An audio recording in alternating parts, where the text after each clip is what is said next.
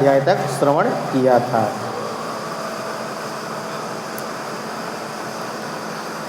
कहते हैं पार्थिव लिंग के निर्माण की रीति तथा वेद मंत्रों द्वारा उसके पूजन की विस्तृत एवं संक्षिप्त विधि का वर्णन। तदंतर पार्थिव लिंग की श्रेष्ठता तथा महिमा का वर्णन करके सूत जी कहते हैं, महर्षियों, अब मैं वैदिक कर्म के प्रति श्रद्धा भक्ति रखने वाले लोगों के लिए वेदोक्त मार्ग से ही पार्थिव पूजा की पद्धति का वर्णन करता हूँ। यह पूजा भोग और मोक्ष दोनों को देने वाली है।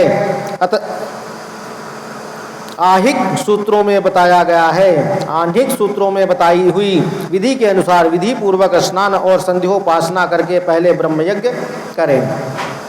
तत्पश्चात देवताओं, ऋषियों, सनकादि मनुष्यों और पितरों का तर्पण करें। अपनी रुचि के अनुसार समस्त संपूर्ण नित्य कर्म को पूर्ण करके शिव स्मरण पूर्वक भस्म तथा रुद्राक्ष धारण करें।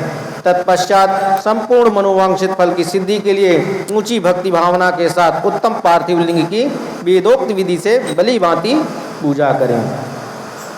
नदी या तालाब के किनारे, पर्वत पर, वन में, शिवालय में अथवा और किसी पवित्र स्थान में पार्थिव पूजा करने का विधान है। ब्राह्मणों शुद्ध स्थान से निकाली हुई मिट्टी को यत्न पूर्वक लाकर बड़ी सावधानी के साथ शिवलिंग का निर्माण करें। ब्राह्मण के लिए श्वेत, क्षत्रिय के लिए लाल, वैश्य के लिए पीली और शूद्र के लिए काली मिट्टी से शिवलिंग बनाने का विधान है। ये नहीं कि आप किसी भी प्रकार की मिट्टी लाएं और शिवलिंग बना लें। शिवलिंग बनाने से पहले आप ये देख लीजिए आप किस जाति संस्कार से आते हैं। अगर आप ब्राह्मण हैं तो सफ़ेद मिट्टी, क्षत्रिय हैं तो लाल मिट्टी, और वैश्य हैं तो पीली मिट्टी, और शूद्र हैं तो काली मिट्टी से शिवलिंग का निर्माण करना चाहिए। अथवा जहाँ जो मिट्टी मिल जाए उसी से शिवलिंग बनाएं। अगर ऐसा नहीं कर पाते तो आप किसी भी जाति वर्ण संप्रदाय से हैं, जिस प्रकार की मिट्टी आपको मिल गई उसी मिट्टी से आप शिवलिंग का निर्माण कर सकते हैं। शिवलिंग बनाने के लिए यत्न पूर्वक मिट्टी का संग्रह करके उसे शुभ मृतिका को अत्यंत शुद्ध स्थान में रखें। फिर उसकी शुद्धि करके जल में स्नान कर पिंडी बना लें और वेदोक्त मार्ग से धीरे धीरे सुंदर पार्थिव लिंग की रचना करें। तत्पश्चात भोग और मोक्ष रूप की फल की प्राप्ति के लिए भक्ति पूर्वक उसका पूजन करें। उस पार्थिव लिंग के पूजन की जो विधि है उसे मैं विधि पूर्वक बता रहा हूँ, तुम सब लोग सुनो। ओम नमः शिवाय इस मंत्र का उच्चारण करते हुए समस्त पूजन सामग्री का प्रोक्षण करें, उस पर जल छिड़कें। इसके बाद भूरसी इत्यादि मंत्र से क्षेत्र सिद्धि करें। फिर आपो अस्मान इस मंत्र से जल का संस्कार करें। इसके बाद नमस्ते रुद्र इस मंत्र से स्फटिकाबंध स्फटिक शिला का घेरा बनाने की बात कही गई है। नमः संभवाय इस मंत्र से क्षेत्र शुद्धि और पंचामृत का प्रोक्षण करें। तत्पश्चात शिव भक्त पुरुष नमः पूर्वक नीलग्रीवाय मंत्र से शिवलिंग की उत्तम प्रतिष्ठा करें। इसके बाद वैदिक रीति से पूजन कर्म करने वाला उपासक भक्ति पूर्वक एतत्ते रुद्रा वंशम इति इस मंत्र से रमणीय आसन दे मानो महानतम इस मंत्र से आवाहन करे। जाते रुद्र इस मंत्र से भगवान शिव को आसन पर समासीन करे। यामिष्युम इस मंत्र से शिव के अंगों में न्यास करे। अध्यय वोचतम वोचत इस मंत्र से प्रेम पूर्वक अधिवासन करे। अशो यस्मात् यस्ताम्रो इस मंत्र से शिवलिंग में इष्ट देवता शिव का न्यास करें। असो योवश पार्वती इस मंत्र से उपसमर्पण देवता के समीप गमन करें। इसके बाद नमोस्तु नीलग्रीवाय इस मंत्र से इष्ट देव को पाद्य समर्पित करें। रुद्र गायत्री से अर्घ दें। त्र्यंबकम मंत्र से आचमन कराएं। पय प्रतिव्या इस मंत्र से दुग्ध स्नान कराएं।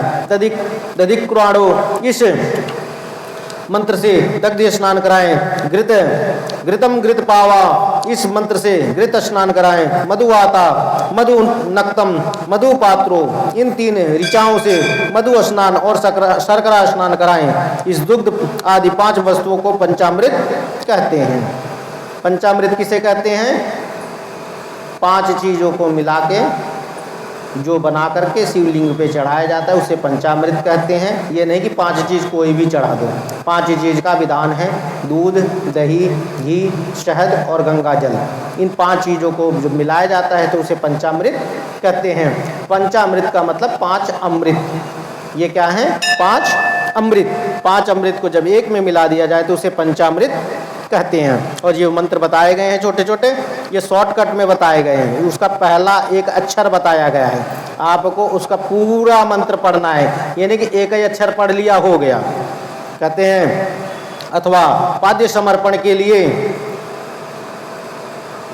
कहते हैं अथवा पाद्य समर्पण के लिए कहे गए नमोस्तु नीलग्रीवाय इत्यादि मंत्र द्वारा पंचामृत से स्नान कराएं। तदंतर माँ नस्तों के इस मंत्र से प्रेम पूर्वक भगवान शिव को कटिबंध करधनी अर्पित करें। नमो गृष्णवे इस मंत्र का उच्चारण करके आराध्य देवता को उत्तरीय धारण कराएं। यो ते हेति इत्यादि 4 ऋचाओं को पढ़कर वेदज्ञ भक्त प्रेम से विधि पूर्वक भगवान शिव के लिए वस्त्र एवं यज्ञोपवीत समर्पित करें। इसके बाद नमः श्वभ्यम इत्यादि मंत्र को पढ़कर शुद्ध इत्यादि मंत्र पढ़कर शुद्ध बुद्धि वाला भक्त पुरुष भगवान को प्रेम पूर्वक गंध सुगंधित चंदन एवं रोली चढ़ाए।